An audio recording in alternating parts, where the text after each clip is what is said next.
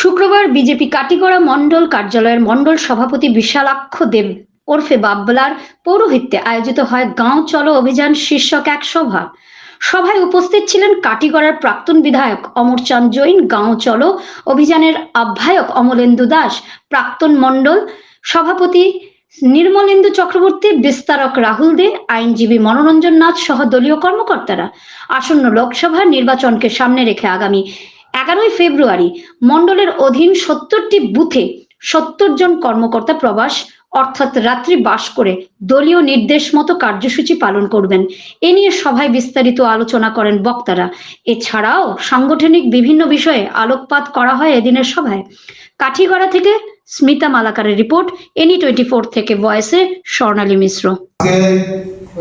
জরুরি সভা প্রদেশ ও জেলা কমিটির নির্দেশে আমরা এখানে আরম্ভ করতে যাচ্ছি।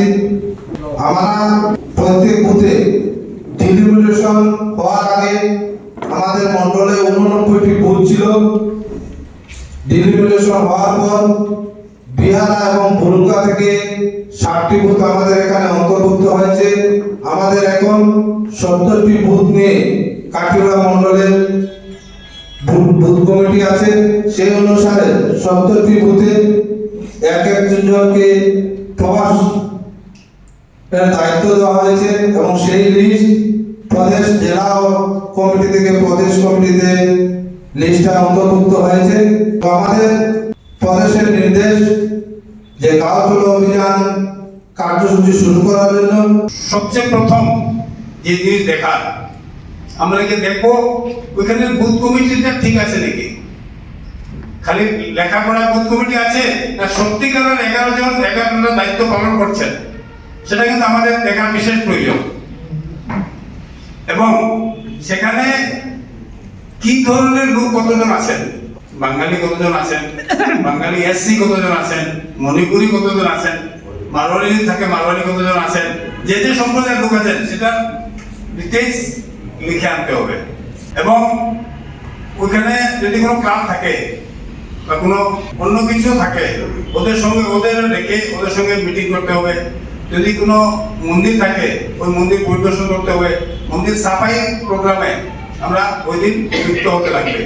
প্রবাসী বিস্তারক যাওয়ার আগে অন্তত বেসিক জিনিসগুলো সংযোজকের মাধ্যমে বুথ প্রেসিডেন্ট থেকে সংযোজকের মাধ্যমে যাতে সেই তথ্যগুলো প্রবাসী বিস্তারককে যাওয়ার সাথে সাথে দেওয়ার ব্যবস্থা হয়, সেটা সংযোজক যারা দায়িত্বে আছেন তারা দেখবেন।